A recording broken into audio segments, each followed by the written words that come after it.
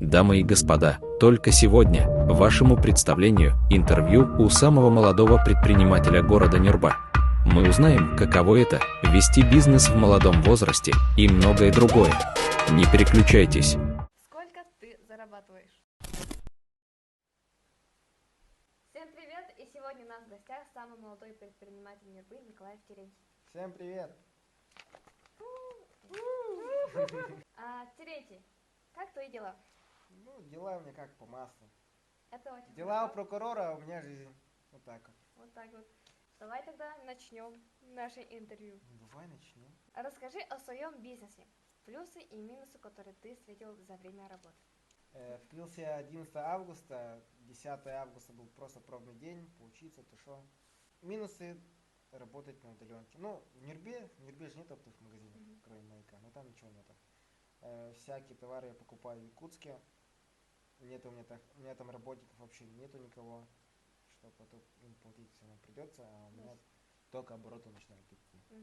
Проблема в том, что нужно искать таксистов нормальных. У меня очень было много таксистов, которые облажались. Я вот, например, что у меня основное? Картошка фри, наггетсы, там картошка по-деревенски, чуросы и булочки для бургеров нужно будет забрать, и еще плюс упаковки для них.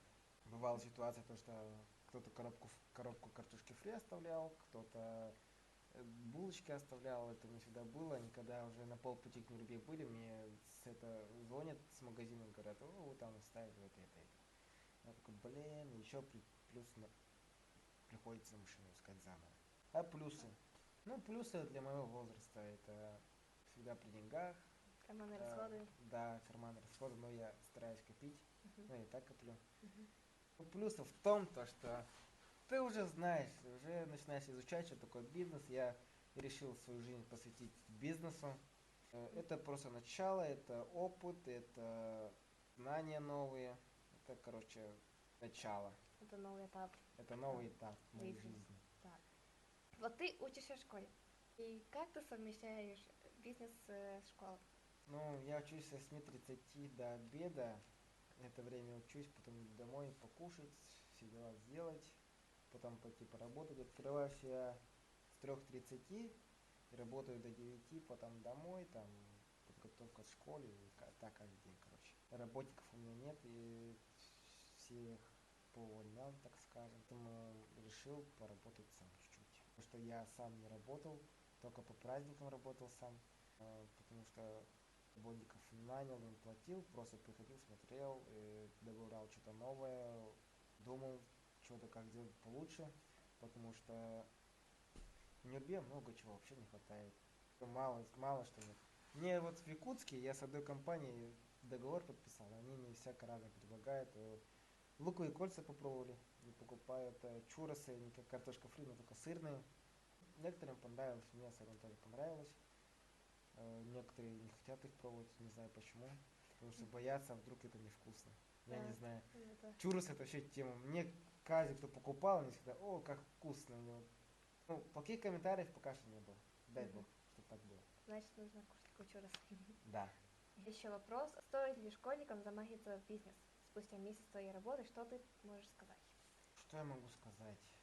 Для школьника это, конечно, и хорошо, и плохо. Вот если бы я учился в 9 классе, я бы не успевал и то, и другое делать, потому что что я должен делать? Я должен за всем следить, сколько товара улетело, сколько товара пришло, сколько денег в кассу зашло, сколько на зарплату ушло, кто у меня работает, что у меня там творится. Вот если бы я в 9 классе сейчас бы учился, я бы сейчас вообще не успевал бы вообще, сразу серьезно говорю. Потому что нужно еще приходить открывать, приходить закрывать, а чтобы нанимать директора или там менеджера, это ему еще побольше нужно платить, так как он побольше дел делает. И пока что таких людей нет у меня. Ну, пока что не хочу узнать сам, сколько обычно доход в среднем заходит в день. Является ли мечтательность хорошим качеством? Мечта для человека это самое важное в жизни. Вот я с 4 класса мечтал открыть свой бизнес, потому что так круто. Когда открылся, мечта сбылась, все, она мне больше не нужна, эта мечта. Эту мечту нужно, короче, улучшать. Ну, неправильно высказал уже, не нужна, это идти к этой цели уже не нужно. Я после этой мечты поставил другую цель, связанную с этим же бизнесом. А теперь расскажи о самом лучшем совете, который принес тебе успех. Самый лучший совет это, мне вот сказали, отложить на 3 вещи. Первая вещь это на черный день, вторая вещь это на всякий случай, а третья, если есть долги, то на долги, короче. Например, если я прогорю, берем черный день, потому что это черный день. А резервная копилка это, например, что-то новое, нужно его открыть, нигде нету. Эти деньги мы забираем и туда вкладываем, короче. И в минус все равно не ходим, потому что это резервный день. А вот долги, наверное, ну, у меня есть, конечно, долги. И эти долги постепенно закрываются. Вот 3 вещи. Имеет глубокий смысл, так Очень сказать. глубокий смысл. Я над этим, Мгм. наверное, 2 или 3 дня думал. Я думаю, что нашим зрителям этот совет тоже поможет, как и Терентию. Так, идем дальше. Как проходит твой обычный день?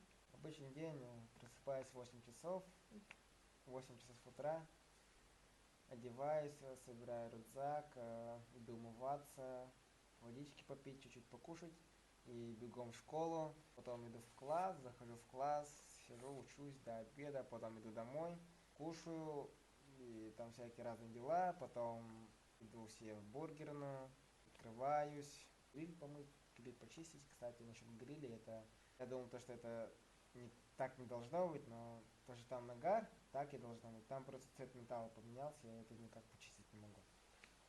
Потом до 9 так работаю, потом иду домой, засыпаю, и так каждый день, короче. Тебя все устраивает. Ну да, это временно пока что так происходит. Мгм. Что для тебя ответственность?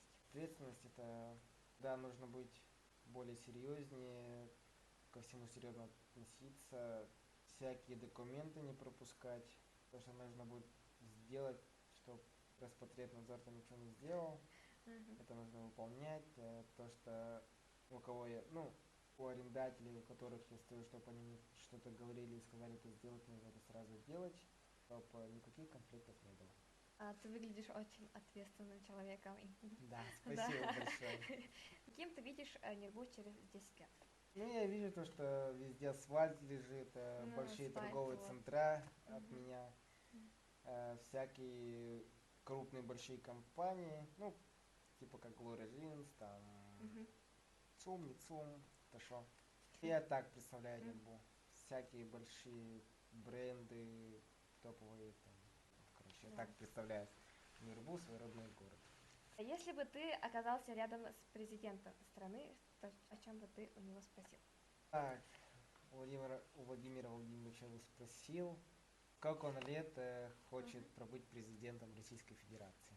Наверное, этот вопрос волнует почти всех. Да. Вот. Путин, если ты это видишь, то, пожалуйста, отпишись в комментах. Потом наряд домой приедет. Да. Опиши себя 5 прилагательными.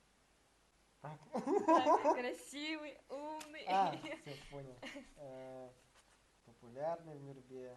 А нет, Ну, это хороший, добрый, жизнерадостный, целеустремленный.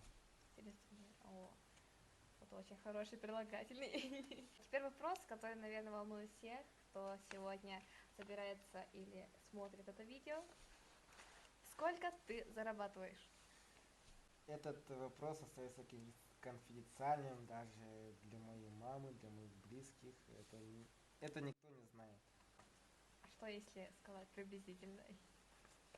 Я даже приблизительно не буду говорить, потому что это пока что секрет, я пока что не раскрутился, боюсь, что Да. сглазят. Ага. Ты, конечно. Да. Это Герин. Все. Вот, все поняли. На днях нашей Нюрбе исполняется 25 лет. Нюрба твоего детства, расскажи. Детство. Это когда в магазине Кока-Кола стоила 150 рублей, всякие батончики по 25, по 30 рублей. Вот это Вспомни. вот Нюрба моего детства. Да, он бы вспомнит, так сказать, и прослезятся. Что бы ты сказал молодежи, который, возможно, тебя сейчас смотрит? Я бы им сказал, чтобы они рисковали побольше. Кто не рискует, тот не пьет шампанское, так вот скажу. Если вы хотите что-нибудь открыть и думаете, это не пойдет, но можно хотя бы попробовать. В жизни всегда нужно что-нибудь пробовать новое. Да, золотые слова. Ауф. Ну и напоследок, поздравления нашему любимому городу от тебя. Поздравляю всех жителей Нерубинского района с юбилеем, 25 лет уже. И всем желаю успехов, особенно развитию Нерубинского района. Я забыла спросить, как ты вообще готовишь эти бургеры? Нет, ты серьезно, ты хочешь знать? Да, я хочу это узнать. Ну, пойдем покажу, как это все готовится. Прямо сейчас? Почему бы и нет? Давайте. Поехали. И зрители с собой приходят.